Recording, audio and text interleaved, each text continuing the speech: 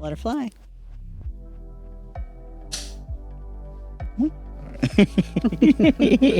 Such a novelty. Welcome to Candy's World on Wheels podcast. All right, welcome back. Candy's World on Wheels podcast. And today we have Mr. Steve, also known as SoloRider, out there in the social media space. Thanks for coming in and spending some time with us. No, thank you. Thank you for having me, and love what you did with the studio, and you're doing big things, so thank you for having me. Yeah, you're very welcome. So tell me how you arrived as a motorcyclist and then evolved into having a social media personality.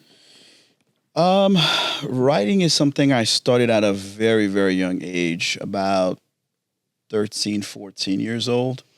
I always liked it as a kid. One of my favorite movies is Top Gun. So that scene when Maverick is chasing the plane always stayed with me pretty much.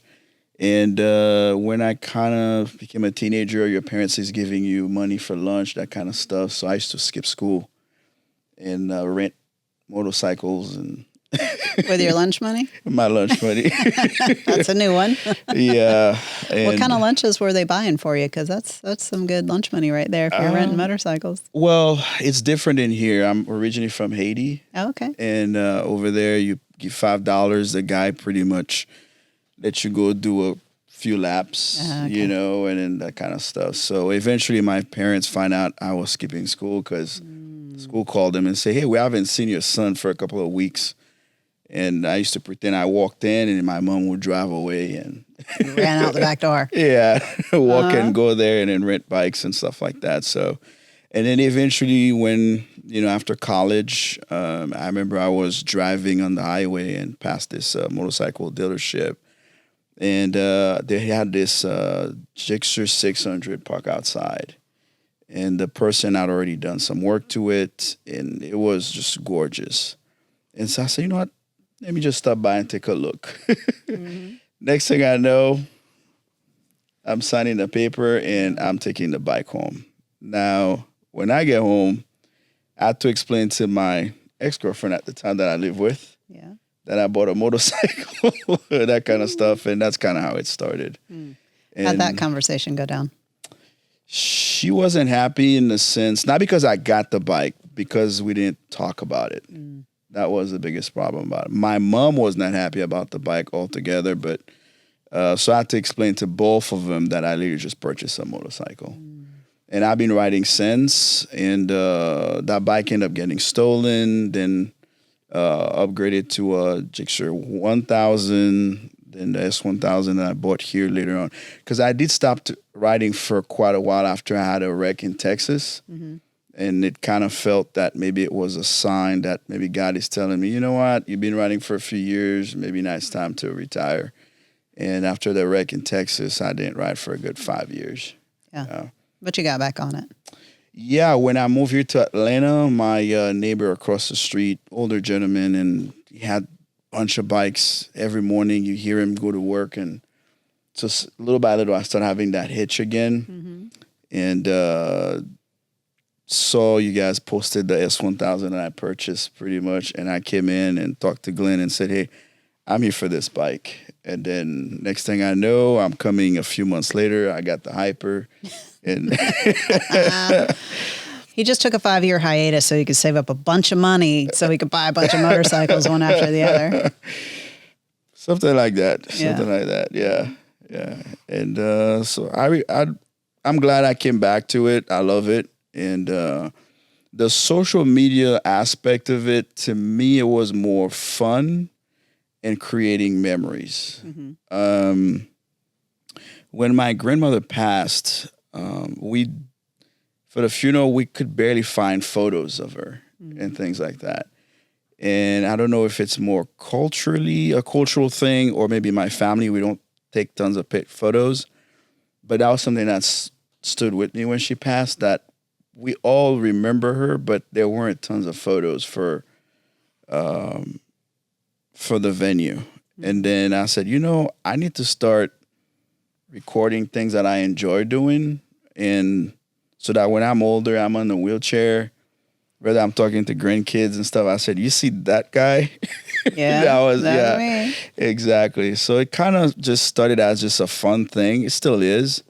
So outside, I work all the time, so it's kind of my way to escape from the real world and do something that's fun and almost bring I want to say almost a kid version of you, but you're not really a kid, just the fun side of it, that kind of stuff. So that's really it for me.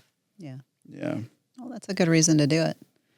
Yeah, so far it's been fun. Met tons of people and documented, some good aspect of writing.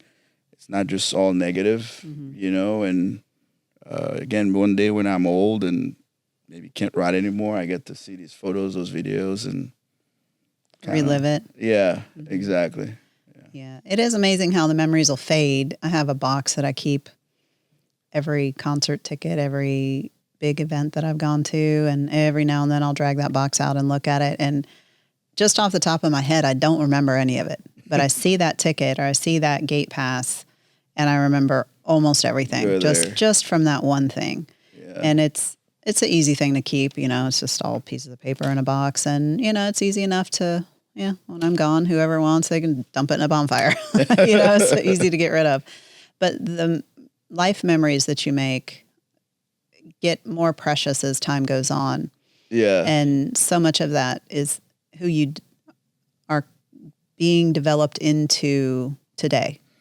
Yes. You don't think much about it in your 20s, but once you start entering your mid-30s, even late 30s, you start, because you think back and you're like, wait a second, time just went by. I don't remember. You remember and not remember a lot of things because you feel like it happens so in a blink of an eye. Mm-hmm. And I think people should spend more time documenting things. And also keeping it too, because, now at least there's online cloud storage, but one of my family members had just taken mostly all the kids' pictures were on a camera and they never downloaded the stuff. Oh. And there's a lot of people who are missing chunks of their childhood because the parents just didn't download and print stuff out. Wow. Or you put the stuff on your phone and you didn't offload it somehow and you lose your phone. We have it here too. We've lost years of just different data from not having it backed up properly or failures and things. And so I've tried my best to kind of have a redundant way of, printing some things out and having them physical and copies and then backup copy of things because you cannot replace those. Yeah, I'm glad you said that because so far I've only been putting them on different platform.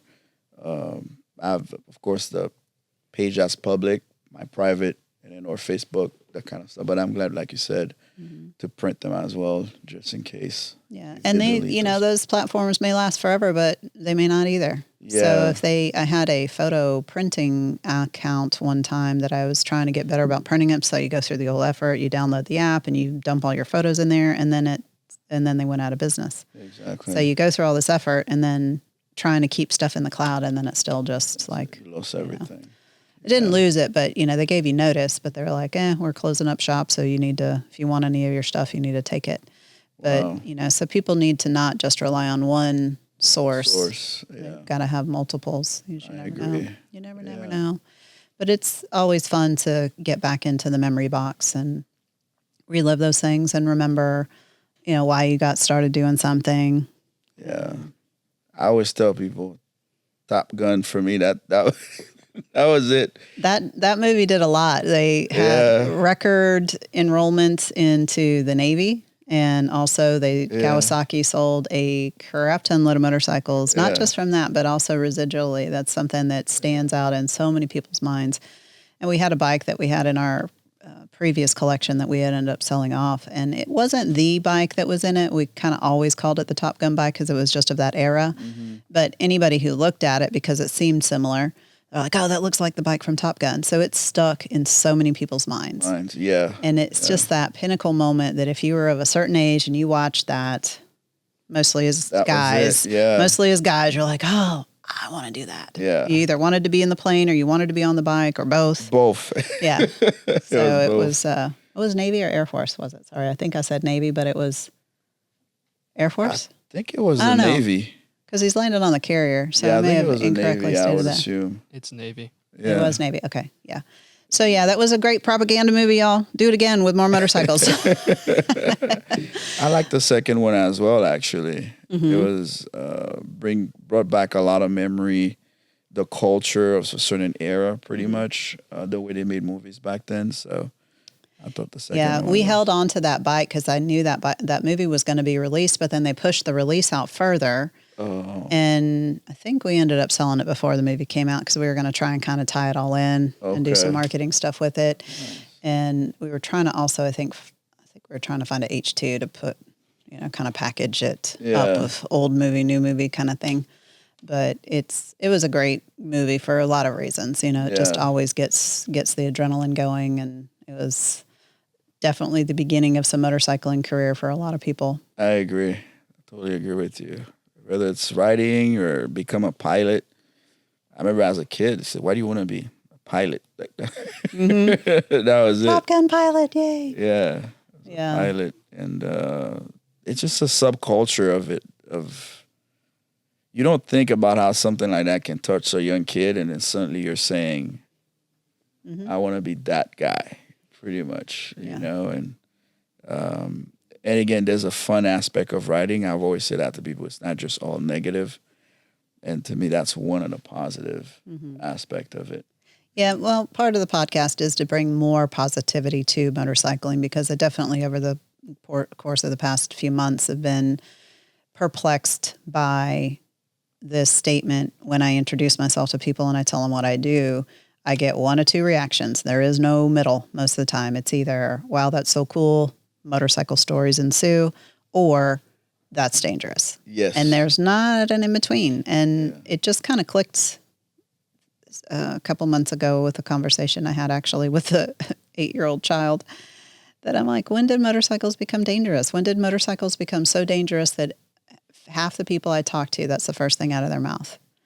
And is it something that we can change? But also with social media, where the sensationalism of the bad accidents and the stupidity are what goes viral. Of course, you show this to your mother or your family members or whatever. Oh, look at this stupid guy, wrecking his bike at 150 miles an hour trying to do a wheelie or whatever. Don't show them that stuff, and don't be that person. Yeah. But it's what sells. Stupidity sells. Exactly. And we have to stop that because it's just not good for anything in general. Not good for the culture. It's not motivating younger people to get into it as well, because unless you're willing to risk your life to be part of the cool kids, they're promoting mostly the negative aspect of it. Yeah, it's like the takeover street racing and stuff like that too. That's not Yeah. it's not what we need to be promoting because it's, the streets are tough enough as it is, just navigating them normally, much less when a big old group of cars decides to go and shut intersections down and, Exactly. and hurt, end up hurting people inadvertently.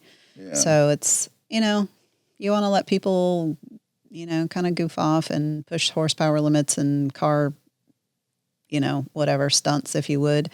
But at the same time, it needs to be not where it's causing chaos so much. It's just everything is more extreme in today's age. I remember even my younger days watching Fast and the Furious, and there was a sub car culture, same with the motorcycle world, but we were somewhat crazy, but not like today crazy. Everybody's trying to one up each other, I think. Yeah. It's It's completely different nowadays. You cannot go to an event and then not think the cops are going to pull up, shut the whole thing down, or somebody brings it's so crazy nowadays, not just on the riding aspect of it, but you just don't know how chaotic something might get. There was something in Tennessee, it was mostly a car thing. And I heard it got so out of control, they literally shut the whole thing down. I think the city shut the whole thing down because it got super, super out of control. The cops couldn't even maintain it. Yeah, anymore. that is a danger, and that's something that we always consider when we have our big events here, because we get hundreds of bikes, dozens and dozens of cars all in the parking lot. Yeah. And heaven help the first person that does something stupid in our parking lot during an event when I'm anywhere near them. If they lose control of their bike, I probably would put them in jail somehow, some way, because we go through, and event coordinators and promoters put a lot of money into those things. You know, I mean, these are people's livelihoods that you jackasses are ruining. Mm-hmm. And it is not fun for a business owner or an event promoter or the property management teams to have to deal with damage and stupidity from those things. And everybody wants to just go and have a good time. Yes. You know, nobody goes there to say, let me cause chaos and destruction. I mean, some people do, but that's how it, you know, kind of ends up being. But then that one person ruins it for thousands of other people because the liability is so high now. You know, that's parking lots are hard to find. Yes. Nobody wants to ante up a parking lot for an event. Yeah. That's one of our biggest holdbacks on our event from getting it to be any bigger is we cannot find any parking areas around here because I cannot get another property management company to lease me their parking lot always because of liability. Okay. They don't want to deal with somebody's vehicle getting broken into or somebody getting injured on their property or how we would transport people back and forth. So for us, I mean, our open houses could be bigger, but we can't handle the parking. Wow. So, and then you have, you know, it puts a lot of people walking in close proximity to people riding their bikes. And then with the stunt show going on, it always gives people a little bit of extra friskiness anyway. Mm-hmm. And I know it's just going to be a matter of time, but I encourage all of you who come to these events, do not be that person. Yeah. You will never be welcome back. And everybody who loves coming to these things will hate you forever. Because ruin it for because there's less and less events for people to do. Mm-hmm. A lot of it having to do with businesses and events cannot handle the costs of what it takes to put them on, especially if there's like even all outdoor events. You get one little rain cloud, you're going to kill your attendance. Even here in Georgia, when people know, it rains for a few minutes and then it's done. Unless you get like one of those, it's going to rain all day, 90% sure. Yeah. You know, if you see 30, 40, 50, 60, even sometimes 70% rain, just still go. Just still go. It might rain a little bit and then it'll be fine. Yeah. But to go through all of that and have all those things that you're already fighting against, you know, the weather and trying to reach the people and get them there. And then you get that one guy that comes in. Yeah. And cause of mayhem. Yes. You know, I'm glad I never thought about this aspect of it, actually, about the liability and not being able to partner with other in terms of the parking and all that. I didn't know you had all these challenges. It's one thing you come in, you enjoy the event, as I always do, but I didn't think about the back and all these challenges. People don't think anything. They don't think a thing about what it takes to put it on. Yeah. We've been very, very fortunate through contact that Duncan had to get the local ROTC groups from one of the high schools around here to come in and help us with parking. Mm-hmm. We have to have at least 20. It would be ideal to have 30 volunteers on top of our staff of 35 people to make this event happen. Wow. Yeah. And it's not that we can afford to double our staff for a one-day event either. Yeah. And that's what you have to look at. It's a free event. We don't charge anybody to be here. We don't charge the vendors to be here. You know, the stunt show gets sponsored by the attorney. I thought you charged the vendors. No. Mm-mm. I do this just to create a big deal for people to come and ride their motorcycles. Wow. Okay. Yeah. One day there might be a charge, but I just don't think it's worth it. I don't think it's worth it. We set up the food out there. We set up the other vendors to come through and be able to talk to people. And it's just what I want to do for the community because I want to give people a cool event to ride their motorcycles to. Yeah. Because it's one thing to sell the product. I hope they appreciate that. I get a lot of people, thank you very much for those who do come up and they find, you know, people see me running around in the events all the time, but there's people who will find me and say, thank you for doing this. And I have a feeling it's because they know what it takes. What it takes to do it. Yeah. And it's, you know, I look at it on a scale of like Caffeine and Octane, and I know those people. I knew the person who started it originally when it was just in Marietta at the West Cobb Avenues. No, East Cobb Avenue, sorry. And I know what they took, I know what it took Yeah. for them to get it going and sell it off. And I know that they've had obstacle after obstacle, and it's really because the crowd gets rowdy. There's lots of complaints about the noises from the residents around there. There's a lot of trash that gets left behind, and that all gets put on the property management and the events team. Okay. So it's, I wish people would just behave better. It's a pet peeve of mine. We take an extra 20 trash cans outside and put them all over the place. And yet still all those volunteers and everybody that's a trash, we got to do the trash sweeps and all that. Cause we got to be ready to roll for Tuesday morning. Exactly. We can't be doing all that stuff later. Yeah. So the event community, people have no idea what it takes to put it on, and they should really kind of have a little bit more appreciation when they go do those things and not just take them for face value, because there used to be so many more bike nights and so many more shows. And the one that was, we don't have any of the big ones here anymore due to lack of attendance.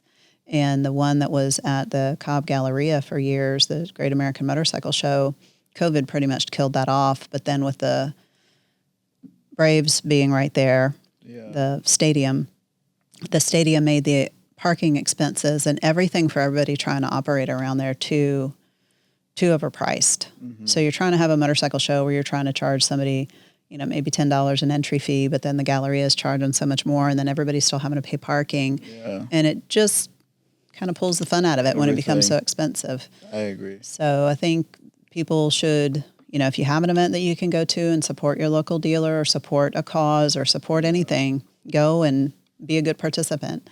But don't go and cause them a hassle. Yeah, it always takes a few, because Caffeine and Octane, I used to enjoy going there as well. And then it took a small little group who went there and doing burnouts. And now when it comes to the motorcycle crowd, you can tell it's not as motorcycle friendly, as it used to be. But back in the days, you used to go ahead, they had a specific location you park, and they just took a few people and it changed that as well. And that is the last time I remember, you have to go there a specific amount of time, like early in the morning, cannot leave till 12 or something, while before you used to be able to pull in whenever, leave whenever. And I said, I'm not gonna go there from 8 in the morning till till noon. So that changed that for me as well. So I totally agree. But on the back end, not saying I thought it was simple, but I didn't know you guys had all these hurdles that you had to go through just for the parking alone. Yeah, so that says a lot. Yeah, it's one thing if we were just parking motorcycles, but a lot of people won't ride, but they want to come or they want to bring their family. Yeah. And, we've tried to rearrange the show itself to where we maximize the parking. That's why we kind of split it the last show, we put parking on both sides for motorcycles and encourage people to ride motorcycles, because we can fit a lot more motorcycles in here than trucks and cars. And, we had problems with people parking in the neighborhood and people's yards, and the neighborhood was calling for my arrest for our party. So, it was a good time. It was a good time. But I like that about your WOW's event, though, because you see tons of families come in, mom, dad, and the kids and things of that nature. So maybe they ride in their private life or something, but for that event, they bring the family, Correct. And you have the food trucks and different things that they can all, it's not just a person on a motorcycle, but again, the family aspect of it, which I've always thought was very positive and speaks volume as well. Yeah. Well, we know that there's not going to be future motorcyclists if we don't start when they're little, at least getting them used to it. And Duncan is one of those guys who had come to the shop when he was young. Yeah. And there's so many people that, as time goes on, you meet more and more people that remember the events, or they remember coming in with their family or their dad or whoever. And that is something that we just strive for, is having it be family friendly for occasions. It's not always family friendly, but our big open houses, we make family friendly because we want the kids to come in and be comfortable with motorcycles and see how the guys do the stunt show, and, light that fire for them to, that's their Top Gun moment sometimes. Yes. Like, man, I saw this guy doing this thing on this motorcycle when I was 8 and it always stuck in my mind. And, just simple things like having stations for the kids to color motorcycle drawings and things like that. and taking time to give things to the kids and engage with the kids. Yeah. And I think the parents really appreciate that a lot, that we're taking time to pay attention to the kids. I think you're the only dealership as well that has a playground for them and everything. As far as I know, I don't know any others that do. I don't think I've seen anywhere. Yeah, that's what I mean. It's very family oriented, and those are little things that maybe most people don't think about. But for me, I noticed, I was like, I don't think I've been to any other dealership and they actually have a space just for the kids to play and things of that nature. Yeah, so, that also was a timing thing, because when we started building the building, our son was young enough. That was kind of like his playground, but everybody got to benefit from it. And also when you have people coming in as a family and they're trying to buy a bike, and it's not an instant process, it's not like a vending machine, so they're here for some hours. And in our old dealership, it was so small that you couldn't escape if a kid was crying. It was like everybody heard it everywhere. Yeah. And you don't want kids crying. Anybody, the only people who get to cry in the motorcycle dealership are the people that don't get to buy the bike. They can cry, but there's no reason to cry in a motorcycle dealership. So when we moved here, I wanted to do the playground outside to give the kids something to do, because also having been a parent myself then at that point, it's stressful when your kid's crying. It puts all the stress on you. Yeah. At least it did me. Some people seem to not even hear their children crying, but I don't like what it does to other people, especially people who don't have kids, that don't have the tolerance for it. So I wanted to give them a place to go, and it's, got a full fence with the locked gates around it, so they're not running around the parking lot. Mm-hmm. And there's a garden out there as well where the parents can sit and hang out with the kids, and the kids love it. And we put the little motorcycle theme around it, and eventually we'll put some of those little ride-on springy motorcycles one day, and but it was an important little aspect to the dealership. Yeah, I notice people always doing the events. They go there and see the kids playing, and it's really hard not to notice that, and you can tell the difference. It kind of it makes for other people in people's lives and things like that. Thank you. It was intentional. It was intentional to make people's trips here easier and give the kids some other element of fun to have. And, also we have to be careful with the kids in here running around the showroom. There have been children that have gotten hurt on bikes because the parents just stick them on the bike. And it's like, it's nothing like, I wouldn't want to be the guy that had to call his wife and say, our 2-year-old daughter just split her head open falling off of a motorcycle. It's probably a very bad phone call to have to make, but it's also bad to have it happening. So, we need to give them an outlet to go and be safe, not climbing on things or dropping bikes, because it's another thing that people don't really think about, but we have bikes that get dropped all the time. Wow. I mean, all the time. And our most epic bike tip over ever was a 13-year-old boy who got on a sport bike lineup, dropped it, and knocked over 7. That was the highest damaged ticket we ever had, and it was thousands and thousands of dollars. And one of them was a limited edition R1 that they didn't make the bodywork for anymore. So... Did insurance cover it? I'm assuming. No, because that's the thing, is everybody wants to go, oh, your insurance will cover it. No, the way they write insurance policies is to protect them, not the business. So if you want to claim an incident like that, first you've got a massive deductible, like $5,000, $10,000. No, not your insurance. I meant theirs? No. I mean, if they wanted to try and claim it, but their insurance isn't going to cover it, because it was like... kind of almost like a personal property destruction kind of thing. And I don't know. I mean, maybe it's not like a moving violation No. It's just you came in and you knocked over my stuff and you damaged it. You broke it. Wow. Yeah. And, we can't eat that stuff. So people, be warned. You come in here and you drop something, you're going to pay for it. Yeah. I thought, God, I'm learning some stuff today.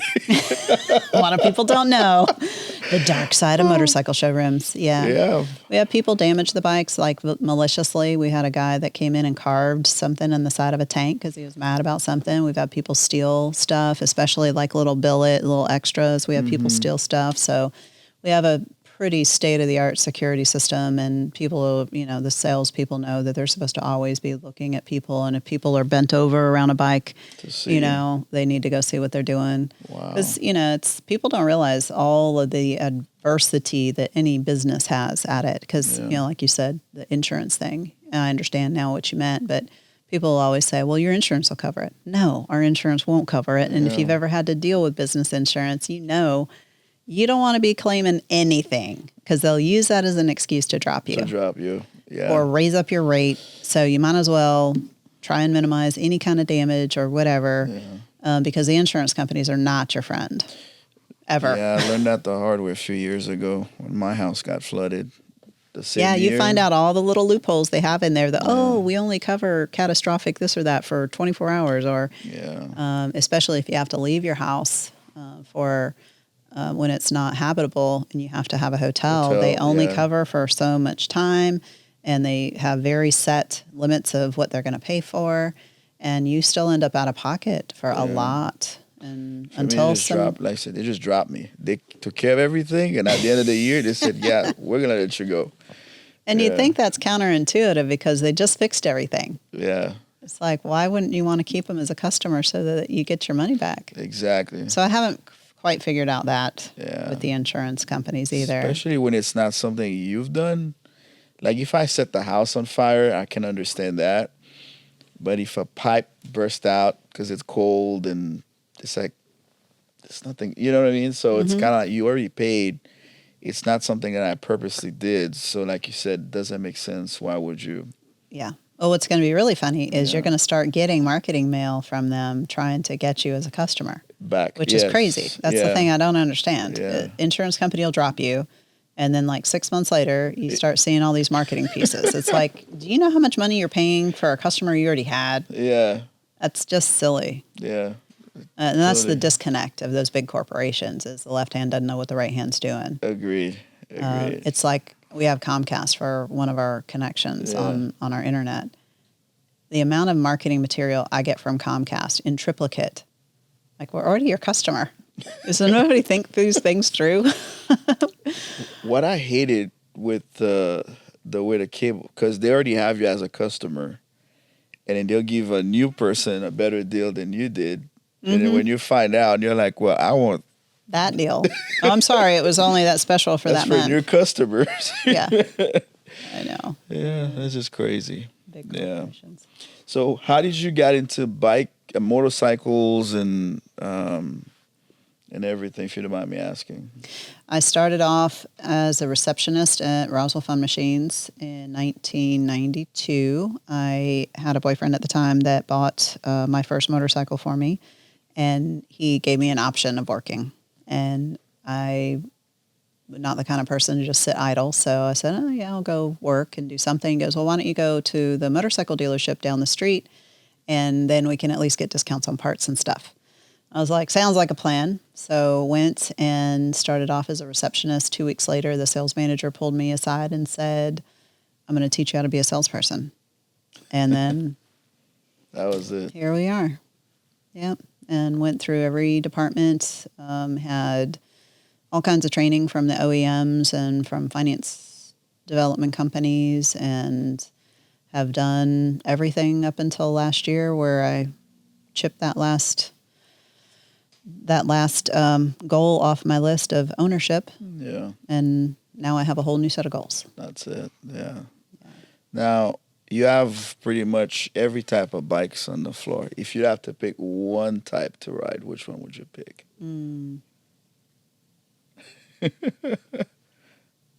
I'd say probably adventure touring. Adventure touring. Yeah, it keeps you off the cops' radars, but are super fun, and a lot of them are super fast, handle fairly well. Not sport bike handling, but I've seen some guys ride up in the mountains on sport touring bikes that can just smoke the pants off of sport bike riders. I agree. So it all depends on your ability. Yeah. But adventure tours, comfortable, fast, handle good, can jump off-road if you have to. So it gives you everything. Yeah, I'm right there with you because my neighbor has one, and I was on the S1000. He's a track guy, and we went in the mountains, and he gave me a run for. Yeah, I couldn't keep up with him, and he wasn't one of them, and I was like, oof. I'm on a sport bike. I should be smoking this guy and the twisties. No. Yeah. Well, we rent bikes as well, and we rent to a lot of people coming over from Europe, and they are always renting our adventure tours. And those guys go up there, and I mean, they've got incredibly good riding roads over there in Europe. And these guys come over and just smoke even local guys here. And their riding abilities are just not everybody, but a lot of the guys that we've seen. Yeah. Because you have to have confidence in your riding to go to another country and run a motorcycle to begin with. And these guys really, also the way they train people, their training is much better than what we have. Yeah, here somebody goes, you take a few days, and then here's the S1000. Here you go. You can buy your first motorcycle. Yeah. Whatever you want, as long as you have an unscrupulous salesperson that has no morals or soul. Yeah. But we don't let that happen here. I think that's part of the culture. We're wild. We're a bit wild. Well, I want you wild people to live a longer life, okay? Yeah. Call me selfish. I want to sell more motorcycles. No, I think you're correct there, too. They do the right way. You know, you start, take a license for a 250, and you gradually work your way up. Mm-hmm. It drives me crazy as well when I see someone say, my first bike is a 1000. Yeah. It's just stupid. Yeah. Well, it's all unnecessary. It's unnecessary expense up front. It's unnecessary extra insurance and all the stupid first mistakes you're going to make. I mean, it's just stupid all the way around. But, you know, we try our very best to steer people in the right direction because, you know, we have been doing this for a little while. We know the recipe of what it takes to make a long-term rider, and we know a good recipe of making a short-term rider. Yeah. And giving somebody a high horsepower thing, straight out of the gate without a lot of experience, especially if they're younger because they don't have experience in life, and the period. Maturity, and the maturity to lay off. That's the recipe for a short ride. I agree. And that's not what we're about. So there are those customers that we cannot reason with, and they are going to go buy somewhere, and we have let people go. I won't do it. Yeah. And that's also because I've had to look moms in the eye after their kid has gone on from doing something stupid. And that's something that I live with. Yeah. And, you know, if I can prevent having to look at that, you know, we already have enough obstacles out there without adding the stupidity on top of it. Yeah. And it's, I want to have people that are happy, you know, this is a happy industry. This is not supposed to be, you know, let's do dumb things all the time. Yeah, I'm right there with you on that one. And that's why for me, with the people I ride, it's not easy to find people that are in the same mindset. Because as you get older, you tend to meet mainly people that are younger in this space.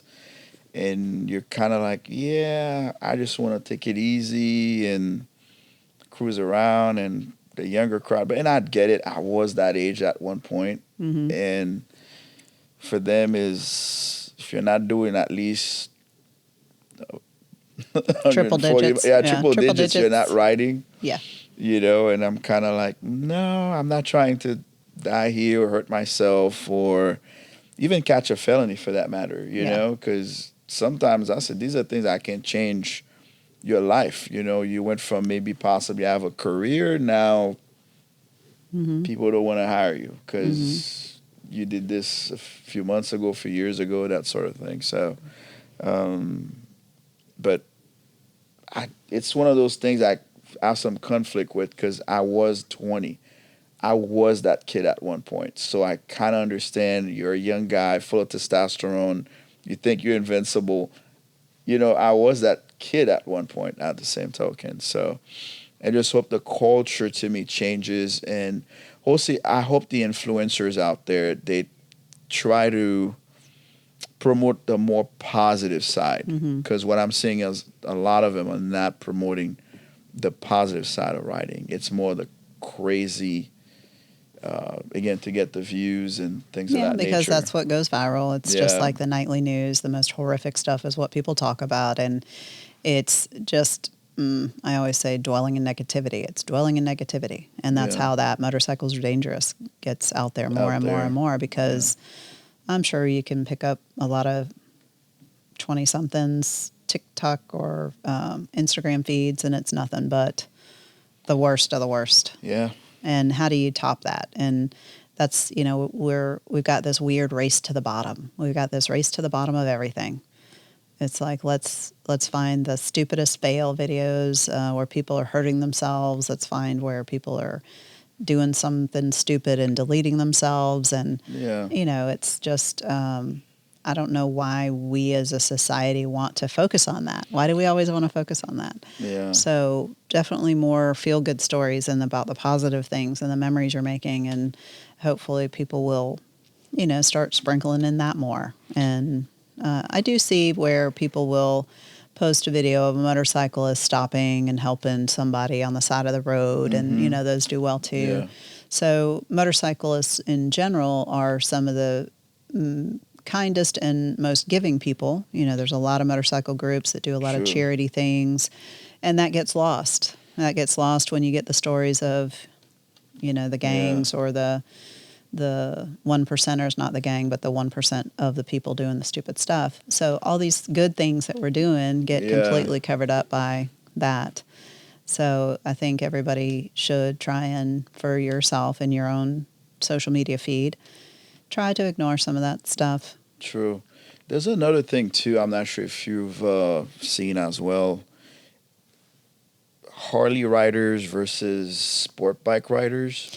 Well, we shouldn't separate ourselves anymore. I really hate when people try and separate stuff because I want to have all of us be motorcyclists. Put a helmet on your head, you're a motorcyclist. And I agree. Yeah. Harley versus whatever. That's kind of always been a thing, but when I was a young salesperson, I used to say I thanked Harley Davidson for being the number one pusher of Honda sales. Because Harley at the time had this very charismatic lifestyle thing that was very, very popular with like that movie Wild Hogs. And like, you get the corporate guys being the weekend pirates where they're putting on their leather and being this totally different person and going and riding and leaving their life behind them. And however you feel about Harley as a brand or Harley as a machine, it doesn't matter because you're out there riding. We're all out there riding. And, I think I probably would own a Harley. I actually do, technically. Yeah. But I don't think anybody should continue to divide. I don't like that, and it's not good for our culture. Yeah. Because if you and this Harley guy run into each other at Buc-ee's, you pull up on whatever it is. Yeah. Well, you're going to start talking. Yeah. You're going to start talking because that's the attraction. But then you translate that to social media and they're like, oh, Harley versus whatever. It's just not the way to do it. I don't think it's every Harley rider. Oh, I'm pretty sure it's not. It's more of a 1%er thing where if they're riding, you have to stay in the back. Like they have their kind of rules that no one else knows about kind of thing is what I notice. There's always been the Harley people don't wave at sport bike riders, that kind of thing. The crotch rocket, them damn crotch rockets. That kind of stupid stuff. But at the end of the day, I mean, the motorcycle industry is only so big. We're less than 3% of the population. And that Harley rider may be a lifelong Harley rider. Not as much anymore as they used to be. Yeah. But that also comes from a little bit of that fringe culture of, outlaw bikers and things like that. And if you were to go down to Daytona Bike Week, and I did many times, one of the reasons I did stop going besides time was I was on my little Ninja, and I did actually have rocks thrown at me. For real. Wow. Yeah, I went by the wrong saloon place and had rocks thrown at me. Get that damn Ras Rocket out of here. Oh, wow. And I guarantee you, if I had stopped and gotten off and taken off my helmet and they saw that I was a girl, they would have never done that. They would have never done that. And also, I was very full of attitude then. I kind of think I was by myself. If I had been with other people, I probably would have stopped and cussed them out. Probably. Yeah. But I felt like I probably should not stop here by myself. Yeah. Because there's that other side of that, that down there too, that does actually happen. That is not a good thing.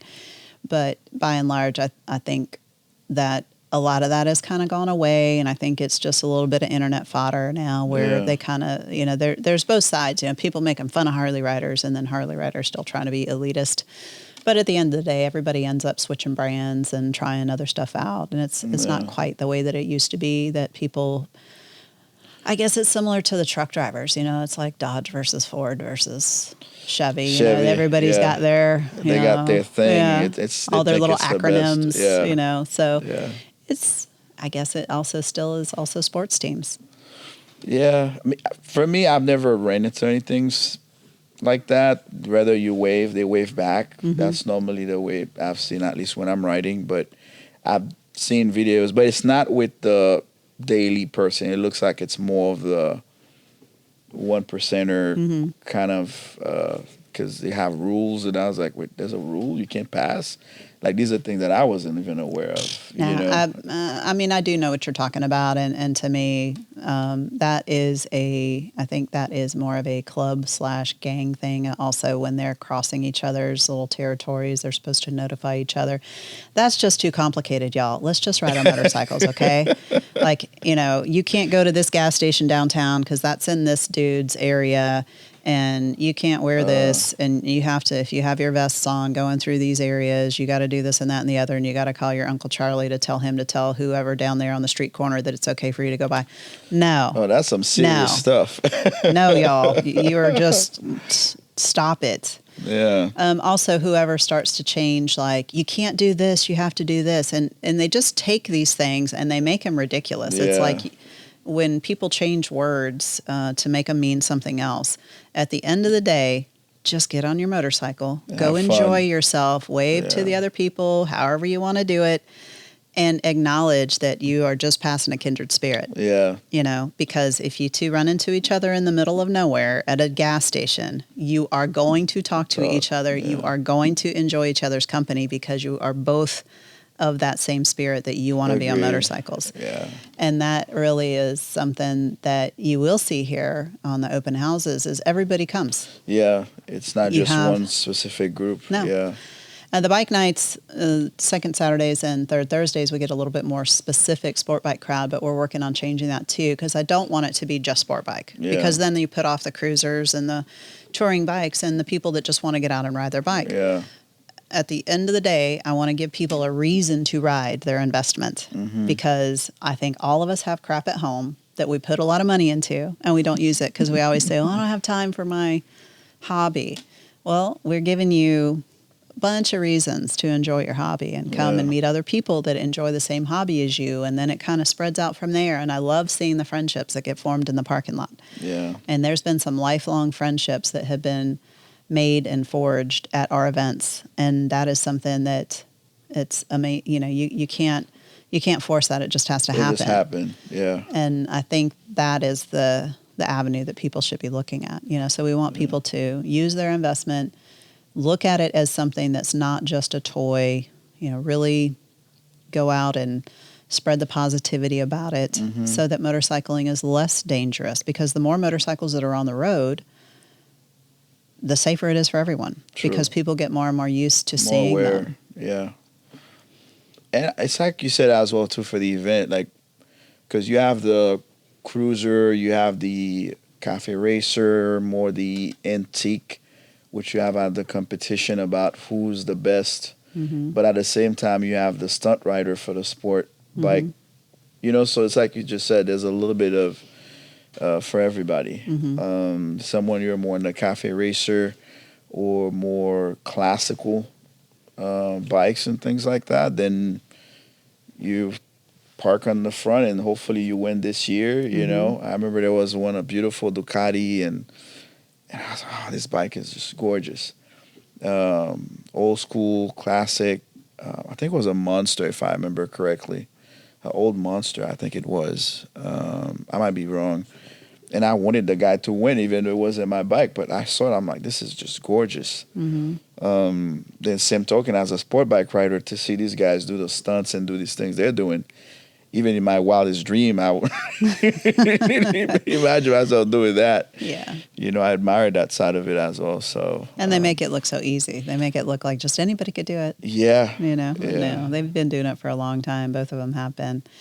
I think we had the vintage show here, and that's something we're trying to work back in. But timing on that one is always a little bit awkward because a lot of them put all their efforts into the Barber Vintage weekend. Okay. And that usually coincides around the time that we do our last open house for the year. See. But one of the reasons why I like to have the vintage guys in is so that people that are a little bit open-minded can look at those bikes and go, this is the predecessor to what I have now. Right now, yes. And this is what it all started off with. Mm-hmm. And, you know, when you rode those kind of bikes on the roads that used to exist, you were a tough person. You know, I mean, I want to see any guy riding a S1K or something go and ride one of those things and, you know, feel what drum brakes feels like and cable activated everything. Yeah. And, you know, manual turn signals that you got to really like fight with to get them to work and then get them to shut off, and a little tiny headlight bulb that barely you can see the front of the wheel with. Yeah. You know, they say when men were men, you know, that's, I love watching some of the off-road racing that they do on vintage bikes. Mm-hmm. And, you know, a lot of people who will get into that still ride modern bikes, you know, they have such a good time when they ride those older ones because they realize how spoiled we are nowadays. Nowadays with technology.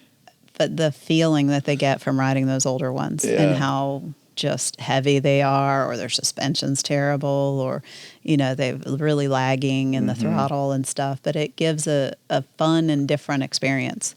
Yeah. You know, where everything isn't so, you know, snappy and perfect and responsive. You know, you're really riding the machine. Raw. Yeah.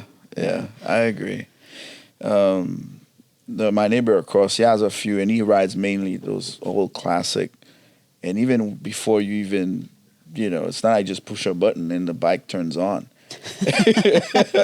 Yeah, there's some fiddling around, holding your tongue right, shaking it. That's something that's a little bit of a lost art as well. Mm-hmm. And that's always fun to see somebody trying to get a carbureted bike running and figuring out, you know, you got to still leave the choke out and you got to start, you know, easing on the throttle. If you flood it, then it craps out. And yeah. It's all fun. Little things like that. That you're like, wow. And all that history is getting lost too. Yeah. It's very, very interesting. Yeah, it's fun. Very, very interesting.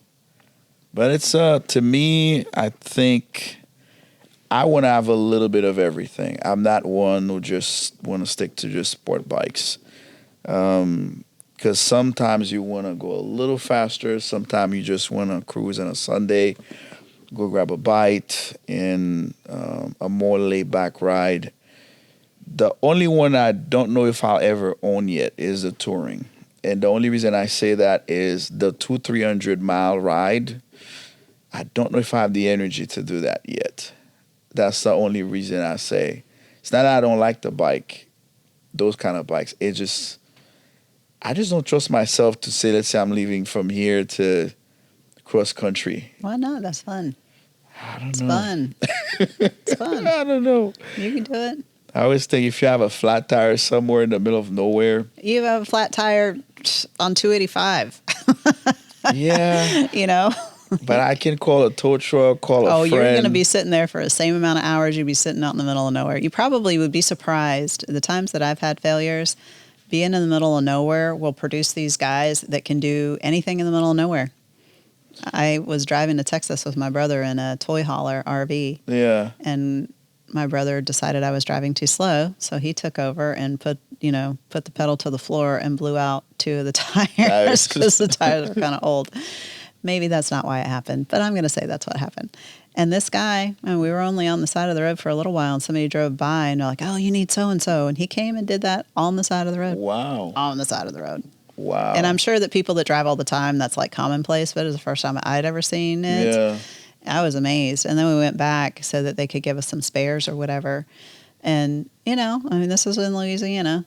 This was, Louisiana folk. And I was like, wow, this is amazing. That's good. But I have found that when you have a side of the road emergency, you want those guys that can rig up whatever. You know, they dig in their toolbox and they weld pieces of stuff together to make something work. Happen.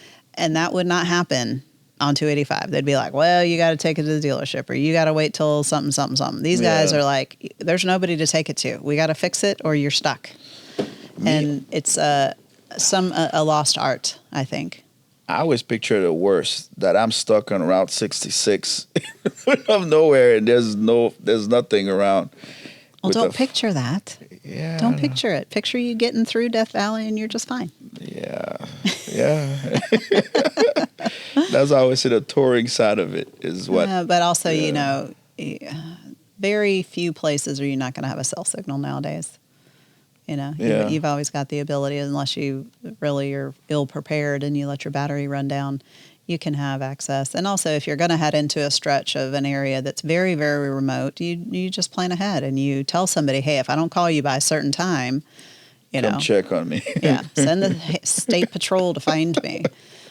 Also, that was another thing that I found, that, you know, you can call the state patrol, because there's state patrols and sheriffs and stuff in remote areas that you wouldn't really think of. But in the United States now, there's very few places where you're going to go where there's no one. Yeah. You know, it's just so populous now. There'll be stretches where it'll be very rural and you're not going to pass a lot of things, but you're not, it's, you know, even if you think about driving from here to Macon, you know, 20 years ago, once you got on the other side of Atlanta, it seemed like Macon was forever. Now it's like, where did all this come from? It's like one continuous city all the way down there. Yeah. And that's kind of how it is everywhere. I mean, you still can go get lost if you choose to do that, but it sounds like you'd probably stick to main routes, and there's little towns that have popped up everywhere. Yeah. Yeah. You'd be fine. Don't be scared. Put I'll it on take your your bucket advice list. on that one. Roadside assistance. Yeah. You know, make sure you got your water and some shade, and you'll be all right. I hope so, because that's always been my thing. Even when I purchase a bike, some people do all this other stuff. The first thing I do is the radiator guard, because I'm thinking I don't want to rock to go through that, and then I'm stuck somewhere. I don't know. That's how my brain normally is kind of wired. I'm like, I just don't want to be stuck somewhere and then I have to wait 3 hours for a tow truck. Yeah, that's part of the adventure, though. It's part of the adventure. You know, you'll survive, you'll make it through it, and that makes that trip all that more special because you survived it. I went to a trip in Europe, and we went through a bunch of different countries. And the bike that I had been able to borrow from somebody had a regulator rectifier that went out. So, I mean, we weren't in the middle of nowhere, but there's not motorcycle shops everywhere. But I knew what was wrong with it, which was the cool thing, because they're like, "Are you a mechanic?" I'm like, kind of, sort of. So we were able to find a shop that had a regulator rectifier that we knew would work, and we made it work. But just that whole having to figure that out made that part of the trip just that much more memorable, because we stopped at some different places and we talked to some different people, and it just brought in a different element that we wouldn't have had if we just kept going. So you have to look at everything in a more positive light, and also the fact that you can overcome an obstacle when it gets presented to you, because that is also too in our era of convenience, and everything needs to be nice and easy and showing up on your doorstep at 5:00. We don't like adversity anymore. We don't like obstacles. And people kind of forget how to figure things out. But I think when you do have something that comes up, a mechanical failure or something, and you figure your way through it, it does something for you. Yeah. Makes you smarter, makes you more prepared. You know, like, you know, somebody listening to you now is going to go from here and every bike on forward, they're going to put a radiator guard on it. It's like, I never thought about that. So it's just being prepared and knowing that you can work through an obstacle, because that used to be very commonplace before cars and motorcycles were more reliable. People would be broken down on the side of the road all the time. You know, people would run out of gas all the time. I think by and large, people have stopped running out of gas, maybe. I don't know. But the newer bikes, they have the gas gauge. It's not as precise, but it helps more. Back in the days, you had to reset the trip, you know, just to say, okay, I just put fuel, I have X amount of miles, and Oh, that requires math on some people's part, and that definitely wouldn't be good nowadays. Like, oh, wait a minute, let me count. Oh, wait, no. Yeah. Let me get my phone out. Hold on. yeah, I remember because my 600 didn't have one. Actually, no, none of my bikes actually have one. To be honest, the light just comes on. I still have to do the math. Mm-hmm. I still have to do the math. But I'm used to it. But I know some folks if you tell them, hey, yeah, we're gonna ride from here to there. They might. You're right. They most likely they'll run out of out of fuel. They won't think about it. Yeah. Well, before there were GPSs and phones with GPSs in them, if you did any type of competitive off-roading, dang it, the word is escaping me, you would have to have the instructions on this little paper roller, and it would tell you where to turn based on the miles you went. So it was like, go 0.4 miles, turn left, go 0.3 miles, turn right. Oh, And Lord. that's how you ran this off-road race, was by just going through this paper and it telling you. So you're having to look at how many miles or portions of miles you're going to find your way there. Yeah, that I would not make it. No way. It sounds complicated, but it was No way. easy at the time. I think for people who Wow. can operate that, operating a new, not new, but operating from a GPS is like sometimes more difficult for them. The way I looked at it is prior to using the GPS, I used to memorize how to get places. By the third time I've taken a route, that's it. I have it on lockdown. Now with the GPS, it takes longer for me to memorize different routes and things of that nature. I try not to use it as much, especially when I'm on the bike, is for me to memorize areas. Because the last thing I want to do is keep looking down, and I want to enjoy the ride for the most part. But time has changed, because back in the days it was rather you either know how to get there, or you did it, or even if you did not, then you kind of understood how to navigate the grid, so you can know how to kind of catch the main road you needed to go. And like nowadays with the GPS, you're just like, look, I need this little machine, or I'm lost, kind of thing. Yeah, I've always tried to know generally where I'm going. I don't rely on my GPS at all, but I've lived here for a long time, and I've driven all over the place, and I've lived in different parts of the city. And it was so shocking to me the first time I saw a kid that I knew at the parts counter of the old WOW. And I was like, hey, what are you doing here? And his face turned bright red, and he goes, my phone died, and I don't know how to get home. Oof. And he was a college student, and I knew where he lived. And I was like, dude, you leave the house without knowing how to get to your house from your college?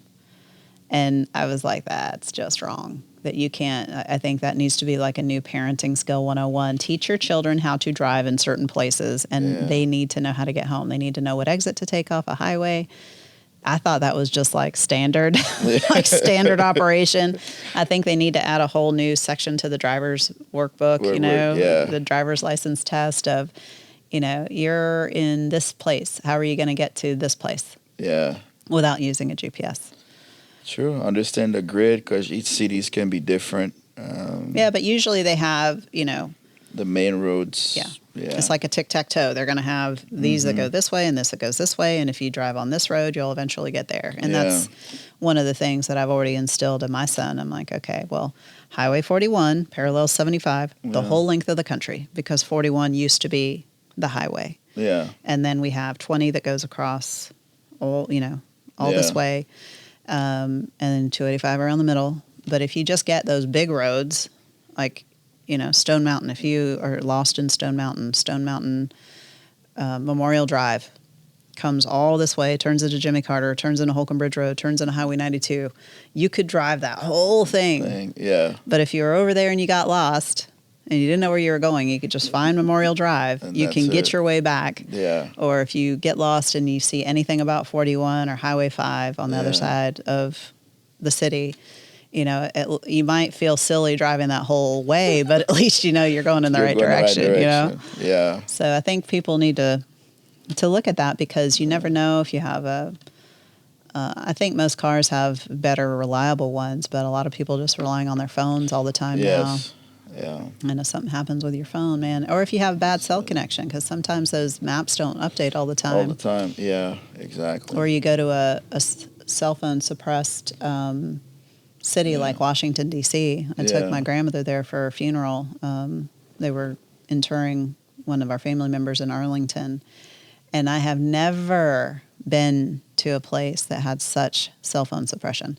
By the time the map loaded, and I'm driving slow, by the time the map loaded to tell me what my turn was, I missed my turn. Oh, wow. And also, it's a terrible, terrible city with the infrastructure because it's so old and they kind of just like, I don't know, it's like somebody dumped a pile of spaghetti out and said, this is how we're going to do it. But it was just because they just kind of, it's one of the oldest places and they just would change things and added little things here and there. And it's very congested. And that was one of the most frustrating places for me to ever drive around. Interesting. Yeah. So you always have to be prepared. You cannot rely on technology to work all the time. Yeah. Now, if you're riding, do you favor riding solo or riding in groups? Depends on the group, I guess. You know, I did a lot of group rides. We did a lot. We took a big group of 100 to Barber one year. 100? Mm-hmm. Yeah, Wow. we had 4 or 5 off-duty police officers, and we broke ourselves up into groups, and each officer was responsible for that group. And that was the best way to do it. Yeah. You know, you had your group, you knew who was in your group, you stuck together, and then that way we kind of, you know, they knew all the stops we were going to make, and we taped instructions to everybody's tanks. Mm-hmm. So, you know, nobody had to deal with their phones. They knew we mapped it out. We were going to stop at these certain gas stations and then stop at the mall and go to the museum and then come back. Wow. Yeah.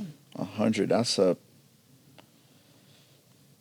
most I've done is like 30, 40. Mm-hmm. And when I host these things, even me, I'm kind of worried because that's a lot of people to be responsible for. I have done other bigger group rides, like the Ride for Kids was a huge ride that one of the dealerships I worked at participated in every year. And that was hundreds of bikes, if not probably 1,000 at one time, probably the biggest one. I'd have to look back historically. Wow. But there's been some very big charity rides, 1,000 or more. Yeah. And, you know, people generally, if they've been in those kinds of rides before, they know how to behave. Yeah. And that's the place where you don't want the people goofing off because that can go really bad really quickly. Yeah. But those rides are usually well organized with the extra police escorts and, you know, just being able to blast through all the intersections. And that's always fun. Okay. That's always a lot of fun when you can just sail on through. You feel like a little VIP. You're like, I'm in the group.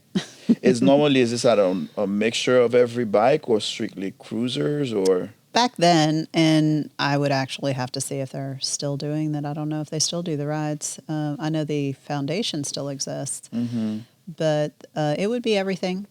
Okay. It would be everything then. Yeah. Because I always find like people that ride cruisers tend to understand the concept of riding information better than fast bikes. And fast bikes are always trying to get to the big. You know, they're trying to be first, so that's why group riding's not the best. But you know, you kind of give them the rules of the road and the rules of engagement when you're in an environment like that, and they should stick to them. Yeah, staggered, single, like I noticed they're more cruiser riders are more coordinated in that sense. I've ridden with some of them, and I just always noticed they're very coordinated and signals, all that, you know, so you know if they're going to be in single formation and that sort of thing. So yeah, maybe more of a mature type of rider, I suspect. Yeah, tend to be a bit older as well. Yeah. So probably riding a bit longer. Yeah. Sometimes. I guess it all depends on how you classify Rebels, the Honda Rebels. Because that can be a cruiser, that could be a standard, and we see a lot of younger riders on those starting off, and they have, you know, the 300, 500, and 1100 cc. So yeah. But no, I would like to think that everybody could be in a group ride and not cause a problem. I've been in more positive than negative ones. The negative ones, when something happened, it's very dangerous. That's why and like you were saying, having someone lose their lives so young, especially their early 20s or something, those are things I tend to not want to see because I'm thinking, wow, this person had their entire life in front of them, you know. So they have to attest to that because riding is fun. Yeah. I've been, like I said, I rode from a young age till now, 43 years old. So it's not always the bad thing, you know. So, but you have to respect the machine. You have to respect the unpredictable things about the road, other drivers and other things, and have fun. But if someone do a wheelie down the road doing 100 miles an hour, I don't know how long this person's been doing this. Doesn't mean me, I'm gonna go and try to do the same thing, and then I end up hurting myself. So that's kind of the concept for me when it comes to new riders. It's like, take your time, you'll get there. You know, enjoy the process, enjoy the ride. Yeah, well, you're going to be a good steward of motorcycling because you're going to try and instill that to people around you. And I encourage others that have the opportunity to influence others to, you know, influence them in a positive light. And, you know, if you want to go learn how to be a stunt rider, go learn how to be a stunt rider. But 75 is not the place to learn how to do a wheelie. Yes. I tried. Sometimes I feel like I sound like the dad. Well, you know, that's all right. That's all right. Yeah. Sometimes I tried. I'm like, oh, they're probably not going to invite me again. There's a meme that I saw, and it was a couple of sport bikes all lined up, and this guy walking by with just like a frowning face saying, I showed up for a casual Sunday morning ride and nobody's got tags. Yeah, I've been to some of those. And I'm like, oh, it's going to be one of those. Yeah. There's no tags. That I know what that's gonna be like. Yeah. I'll be staying here, thank you. You guys go get your super speeder tickets or get pitted by the GSP. Go ahead. I'll stay back. GSP doesn't play. Yes, we know this. We know this. I don't know why those guys don't know this. Well, me not being from here, because I live in Florida for the majority of my life. I've always heard people said that, but I didn't know to what extent. And I was like, oh, they really don't play. Nope, they don't. Because also, you know, once you exceed a certain amount, you know, a certain speed limit, you're breaking all kinds of laws. Then you go from, you know, different county to county, city to city. So you've just blasted through all of those other municipalities. Yeah. And if GSP is on your butt, that's it. That's it. You're not outrunning them. You can think you're going to outrun them. You can think that. But nowadays, with the technology that's there, and then heaven forbid they bring the helicopter on board, you're just making a great scene for the next cops. You know. I've yet seen a video of somebody really escaping them online. So no, I think by now they've made a name for themselves that no one wants to try them. They're proud of it for sure. No one wants to try them because even me, I was like, people would say, "Oh no, whatever you do, stay away from GSP." That was one of the first things I was like, "What? It can't be that serious." And I see some videos, I'm like, "Oh Lord, they really don't. Yeah, they don't play." God's special police. Yep. Yeah. They get to do what they want to do. Yeah. And you know, you have slapped the hornet's nest when you got them on you, and you can't blame anybody but yourself. Yeah. I mean, that's just it. You know, people want to talk about them, you know, pitting motorcycles, but it wasn't for no reason. You know, and there was some massive instigation happening prior to this situation. Yeah. So I don't think they should do that because I don't want that person to lose their life. But there's also, you know, I'm not there. I don't know what the person did, and everybody's adrenaline is through the roof. And but yeah, don't mess with the GSP. I mean, I've always said I'll take the $200 ticket versus felony. Is kind of the way I always look at it. I'm like, I'm not trying to go spend a night. Yeah. in there. Talk about insurance again. Woo. Yeah. You get a couple of super speeders and you're toast. Yeah, but Atlanta, I mean, Georgia's famous for that. People know if they're behind you, just pull over. Definitely the beginning of the show Cops. A lot of that's Henry County. Like, I didn't understand, like, why Henry County is always in Cops, you know? Do they still make that show? We don't know. Maybe GSP is saving up all the motorcycle episodes to relaunch Cops. Let's see. Duncan's verifying. Yeah. He's verifying. Because they made a reputation. Not anymore. No. No. Not anymore. I think we're ready for Cops 2.0. Yeah. They should give him their own show because I'm like, they've made Cops, a name. They earned GSP. it. Yeah, they've earned it. To be honest with you, they've earned it. I think so. Netflix people, whoever would be housing the Cops show, do it up. Bring back the same theme song. Yeah. Got to have the same theme song. And they got cool cars. They have the Mustangs and all that. Yeah. So it's not just a Crown Vic chasing a no. Let's they do have it. the fun stuff. Yeah. 450 horsepower vehicles is what they have. Yeah. Come on. Cops. Mm-hmm. Cops. Yeah. 2026. Bring it back. Let's investigate. We can see. We'll apply pressure. Yeah, they'll chase you no matter what. And then the guy that gets out the car looks like a drill sergeant. So I think they have a special school that produces GSP guys. yeah. I think they start off on regular local law enforcement, and then they pass them through a pattern. And if they fit a certain pattern, they're like, you're GSP material. Yeah, I don't know if it's the broad shoulders, and it's kind of like when you see a guy who's in the Marines, like he's a Marine. Yeah. There has to be a cookie cutter of that. Exactly.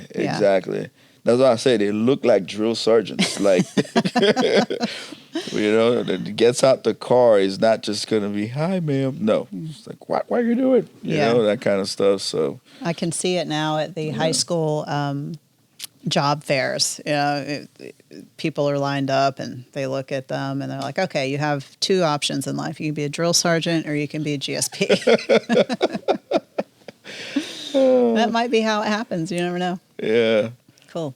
Well, you haven't told me did you say what you do for work? Like, what do you do? I work in the logistics space, meaning currently I purchase space on different airlines and pretty much consolidated freight. Exactly, and then resell it to smaller. They call themselves airlines, but technically they're just using larger airlines. But pretty much the way it works is that they don't have a lot of buying power, so I kind of give them access to my pricing in a sense. That's what I do, and every now and then I handle when it comes to the ocean freight, but lately I try to stay away from that. It's a little unpredictable right now with everything going on, I suspect. The tariff, like sometimes people kind of hold off because they don't want to pay the tariff here and there. And then if they have any sense of urgency, now they want to put on the air freight to get it there quicker.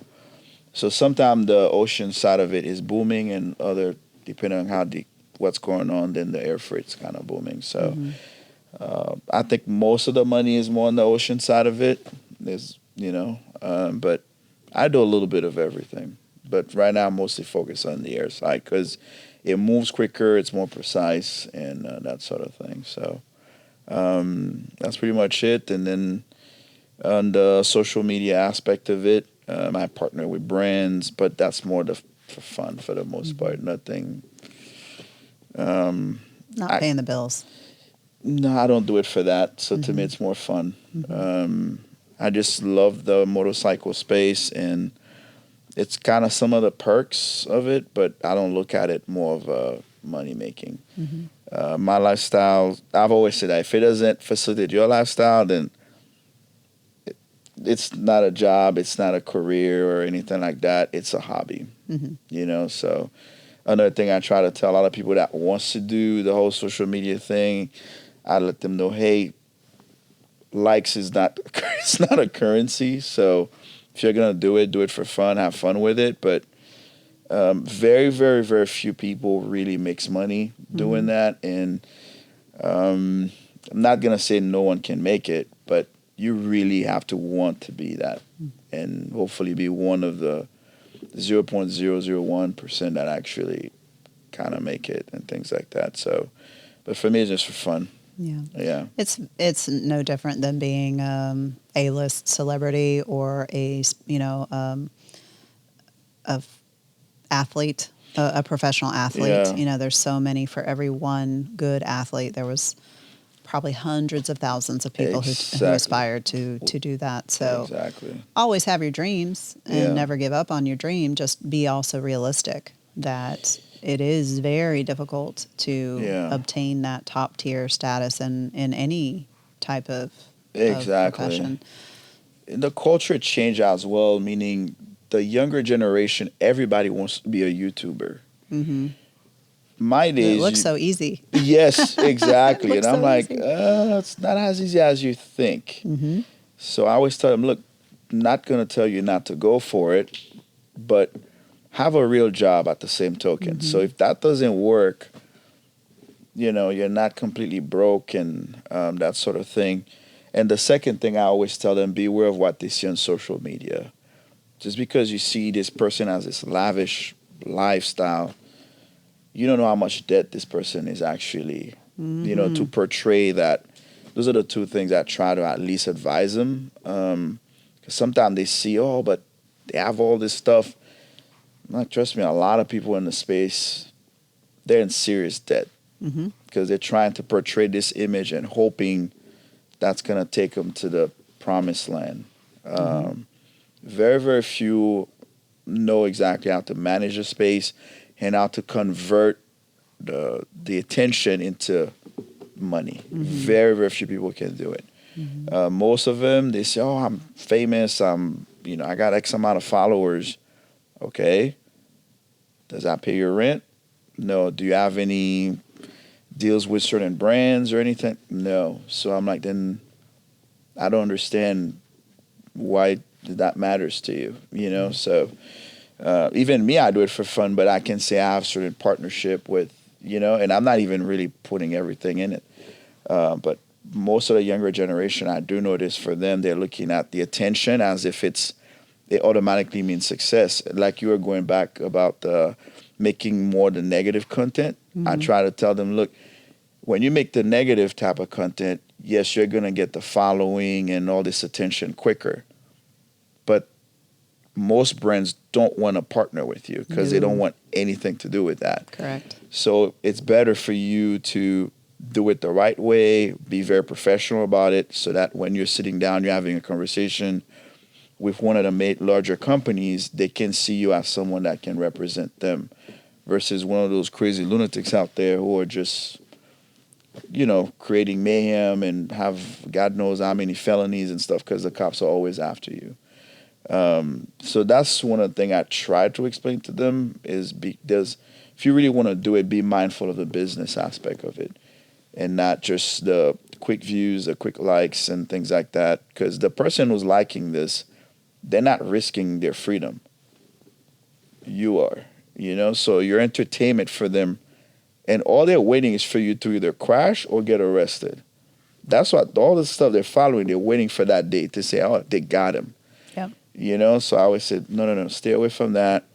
It'll take you longer to get it there, but to get to where you want. But if you do it the right way, and even the larger companies, they can normally see the potential in you based on what you're putting out there. Where sometimes they reach out to you even sooner before you even get to where you thought you needed to be, that sort of thing. So, that's the only thing. But the YouTube game, a lot of younger folks there, I want to be a YouTuber. I want to be a YouTuber. I'm like, it's not as easy as as it seems. It's a lot of work. And most people that are doing it that are successful, if you notice, like you were saying with Dan earlier, like they've been doing this for years before, it converted and turned into something. You don't just go in there and in a few months, you're YouTube famous and, unless you have something that went viral, again, that's like winning the lottery. And you never know because we have all of our social stuff and, we've learned likes don't sell bikes. We can have a very successful post. Yeah. We can have a lot of engagement and it brings nobody inside the door. Yeah. We do it because we know as a business, we need to be out there. We need to have our name and stuff kind of floating in front of people's eyes because there is going to be that one day where it does make somebody remember to come here. Yeah. But for people who want to put everything into that, even if you do become successful with it, you have to have a backup plan. Just like a professional athlete needs to have a backup plan if they blow their knee out. Yes. A professional racer of any sort, motorcycles, cars, trucks, whatever, you need to have a backup plan. Yeah. Especially with the very unforgiving change of the tide online. If Google decides tomorrow that they don't like whatever it is, and your channel happens to specialize in whatever it is, or they change the rules of engagement on how they allow channels to grow. It's such an unfair playing field. And there's 114 million, let me say that again, 114 million channels or accounts on YouTube. Yeah. You're going in to 114 million competitors. Yeah. So you better be something special. And as somebody who's just starting a podcast in a very podcast heavy world, we're doing this because this is just on my list. Yeah. It's just one of those things, and we're going to do it because we have a little bit of time to do it now. We have no sponsorship. We have no thoughts that this is, money making. This is just, we're talking to people. Yeah. And if we make motorcyclists out of it in the future, great. Yeah. And we'll do it as long as we have time. But in the future, if the motorcycle industry was where it needs to be, we probably don't have time for it. So we're just going to do it when we can, have fun with it.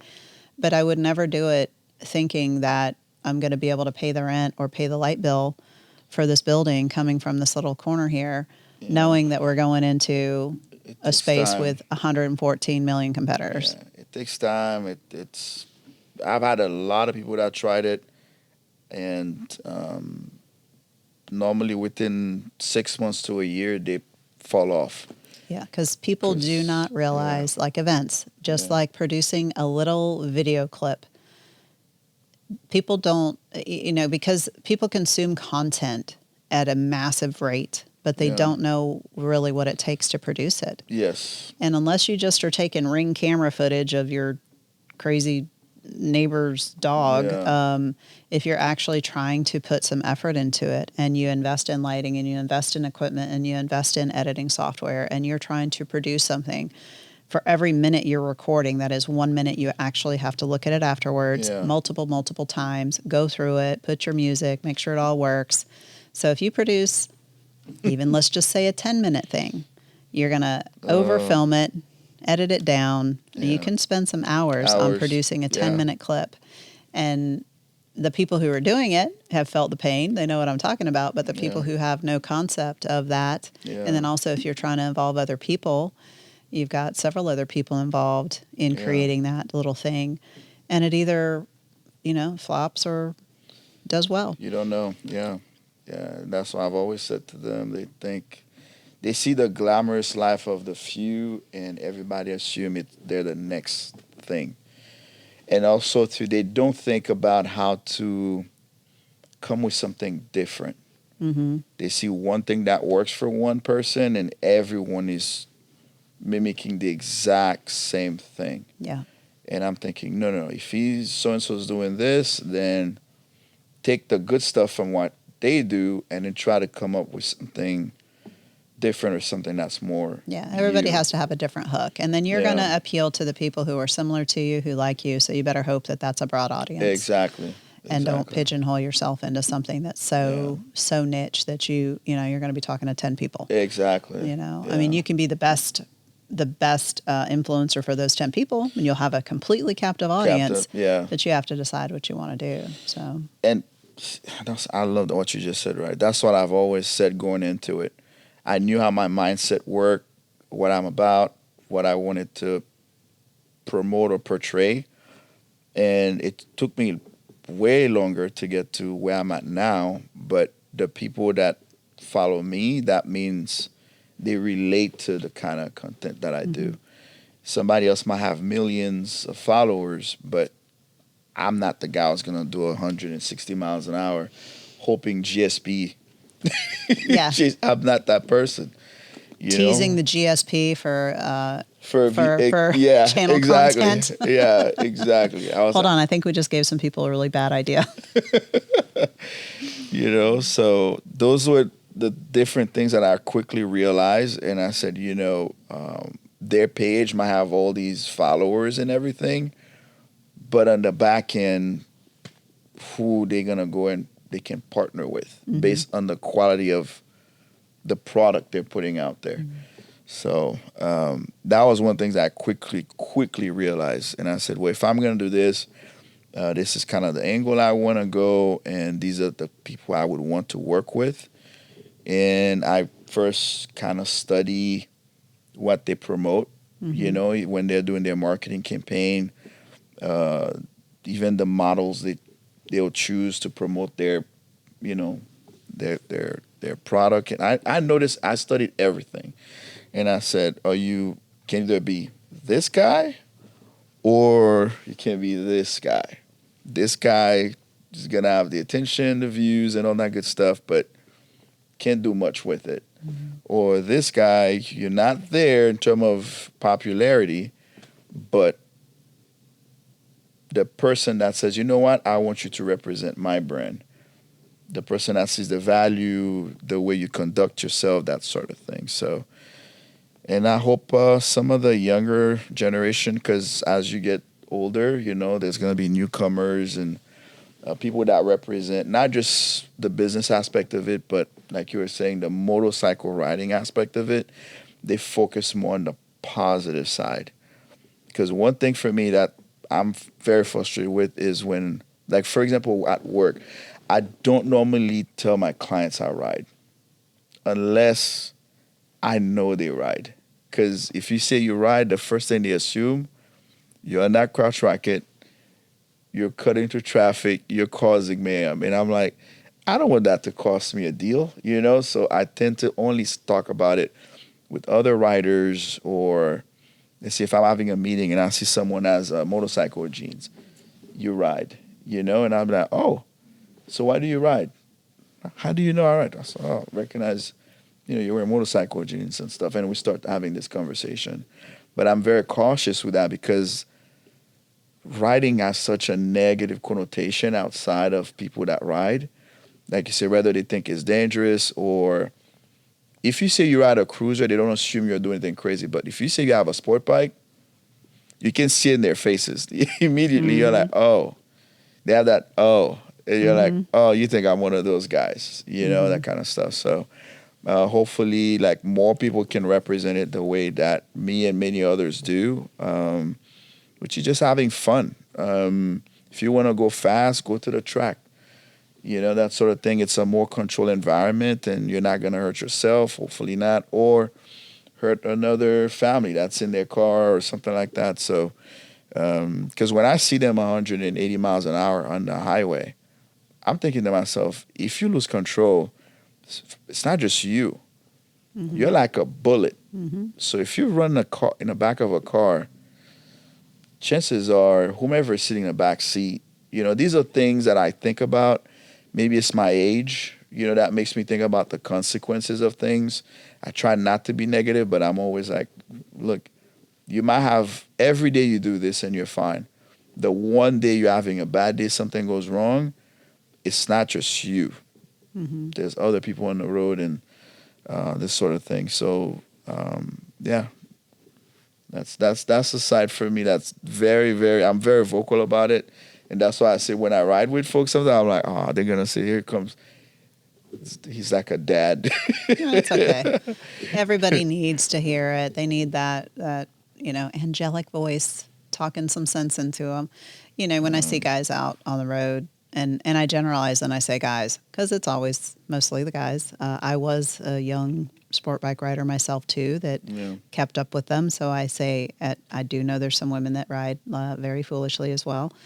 But by and large, it's the guys. And when I see them doing stupid stuff, as the mom of motorcycling, I just want to go and grab them and go, do you know what you're doing? You just scared that lady in that van over there. And now she's going to tell her kids that they can't ever ride. And, it's the domino effect of things like that. But that's only going to get overcome by more people being out there doing positive things and the content creators not focusing on the salacious stuff. Because also, too, if people are only going for the worst things, they're not necessarily following the creator themselves. They're just following the chaos. And if you want to be a true creator that people follow you for your personality or whatever, then you're going to have to do it the longer way. And you're going to have to give them more of you and not just the chaos, because they'll just follow the chaos wherever. You know, they have no loyalty.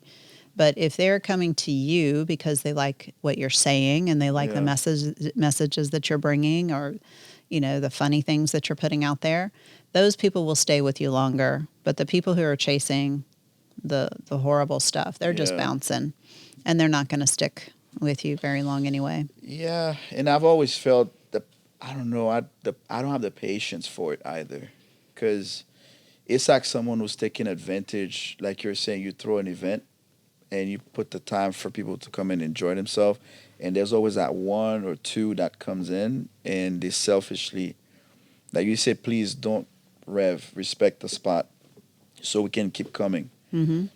And then that's always that one. And you're like, come on. Yeah. You're trying to plan something so people can have fun. We're not being mean. We're not being rude about it. We explain it to you like, please respect the spot so that we can keep having, you know, they still want to partner with us to keep throwing more events. And then there's always that one or two that comes in and disregards everything. But it's like you said, something like that, I'm like, almost have no patience. I'm like, hey, you have to go. You know, and there's a bunch of other people here who was having a good time without that. Yeah, we generally have people behave, and there's only been a couple of times, and I'll go straight to them myself most of the time. I get right in their face because I have zero tolerance for it, because I'm not going to put up with the foolishness. So be warned, y'all. I will snatch you out of the parking lot and send you away. And that's just me protecting everybody else. Yeah. And that's just it. You want to be an ass, go be an ass somewhere else. Don't do it on this property. True. And I think most people need to take that stance. But anyway, I have a question for you. Sure. Let's see what the question is here. All right, this is a good one. If your life was a cheesy infomercial, what totally useless product would you be selling, and what's your catchphrase? Ooh. So your life is a cheesy infomercial. I don't know why ShamWow just came into my mind. At least ShamWow's useful.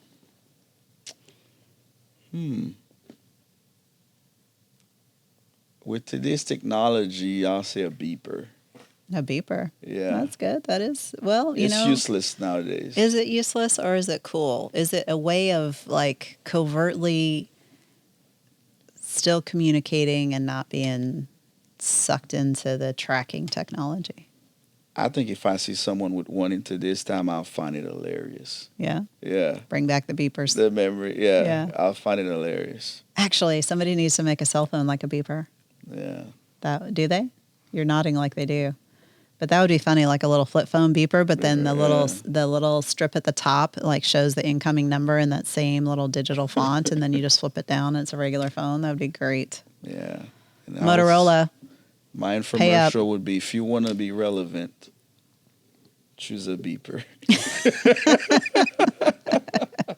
If you want to be relevant, have a beeper. Have a beeper. Yeah. There you go. Yeah. That's good. We're going to bring that back. I bet you. Yeah. I bet you. This is now Candy's World of Wheels think tank. Yeah. Yes. We come up with some crafty ideas. Because I remember back in the days, if you wanted to have one, that was part of being the cool, you know. Yeah, a little beeper on the side, and the big pimpin' people had two, one for the wife, one for the girlfriend. Yeah, that Time was. I've changed. Yes, it has. But it does and it doesn't. It just evolves, and it's still the same, but just different things. You know. Yeah. I remember cell phones used to be such a big deal. I remember when my dad had his first, and he had that big thing, and it was such a big deal, a big thing. And then now it's like, I remember when home phones used to be a big thing and the only thing. I want a home phone, actually. So I try getting a hold of my family when I'm not there, and I can't get a hold of anybody because everybody's cell phones are on silent. Yeah. But I kind of miss those days in a sense where now when somebody calls you, you don't answer. Mm-hmm. It's like the world's going to end. Well, back in the days, it's like, well, there's only the house phone. Yeah. And leave a message. I'll call you when I get back. I'll call you back. Yeah. I miss that, to be honest. I do. Yeah. Because today you don't answer. Why didn't you answer the phone? I'm busy. Yeah. I was away from my phone. Yeah. That is. People that'll just call you repeatedly. I mean, at least if they're calling you repeatedly, you hope it's a real emergency and not just, my son asking if he can go, do something. My rule is, if you're not saved on my phone, it's not that important. And then 2, I always wait for the voicemail if you're not on my contact list. Because if you're not on my contact list, you're not someone that's close to me. So whatever you're trying to sell me, I need to know what it is. Sell me later. First. Yeah. Sell me later, Gator. Exactly. Yeah. So I'm like, well, I'm going to wait for the voicemail to come up and see what it is you're trying to sell me, kind of thing. And then see if it's worth calling you back. Yeah. And if you're on my contact list, then I have an idea. Family members, friends, that sort of thing. But it's technology. You have to manage it and, have a system and things like that. Mine is, if you're not on there, you're not in that little box, chances are I don't know you, don't care. Leave me a message. Yeah. Yeah. I'll get back to you later, for sure. Yeah. Well, cool. I think we're going to wrap this thing up. I do appreciate you coming in and spending time. Thank you for having me. It's been fun and love it. Thanks. Yeah, great convo. Yeah, we'll have you back and get some more insight onto what you've done and who you've been able to calm down on the road. I have a few that even though I call myself SoloRider, but there's a few that I ride with every now and then because we have similar mindset in terms of the way we ride. Yeah. Well, tell people where they can find your social media. Mainly on Instagram. That'll be SoloRider_IG. And then on YouTube, it's not a big channel, but the real SoloRider. The real SoloRider. Yeah. Okay. Yeah. All right. Well, you can find Steve, Mr. SoloRider, there. And you'll find us here again, wherever you found us. Thank you very much for tuning in, and we'll see you again soon. Awesome. All right. Thank you for tuning in to Candy's World on Wheels podcast. Leave a review anywhere that you're listening to this podcast, please, and thank you. Reviews really do make a very big difference in the growth of our channel.